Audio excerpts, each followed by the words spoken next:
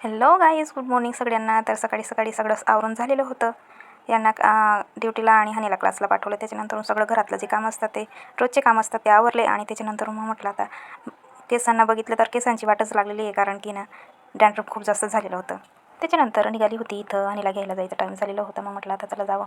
आणि मग खूप जास्त आहे त्याच्यामुळे ना पूर्ण कवर करून घेतलेलं आहे मी. परत आल्यानंतर मग हनी जिद करायला लागली की मम्मी मला भूक लागलेली, मला अंड्याची चपाती करून दे. मग म्हटलं तिला अंड्याची चपाती करून देत होती, म्हणजे ऑमलेट म्हणतात की नाही, तर मग ऑमलेट बनवून देत होती तिला. आणि तीच व्हिडिओ बनवत होती का बरं का, कारण की माझे दोघे हात बिझी होते. म्हटलं तूच कॅमेरा पकड, माझ्याकडे दुसरा ऑप्शनच नव्हता तिच्यासाठी काय बनवायला, म्हणजे लगेचच बनवून द्यायला तिला खायला.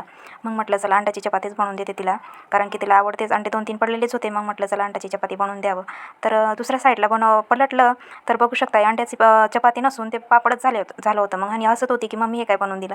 तेच म्हटलं मग खाऊन घे बाई, जसं आलं तसं करून. मग ती बसलेली होती मस्तपैकी खायला. त्याच्यानंतर मग संध्याकाळची वेळ झालेली होती. मग म्हटलं आता काय बनवावं, तर 2-3 दिवस झाले होते पनीर आणून ठेवलेलं होतं. मग आणि पनीरची भाजी बनवून दे असं करून. तर मग म्हटलं आता आज तर बनवूनच द्यावं, कारण की पीठ संपलेलं होतं.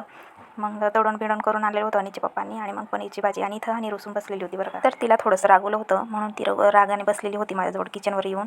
तर आपल्या चॅनलला लाईक करा, कमेंट करा आणि सबस्क्राईब करायला विसरू नका.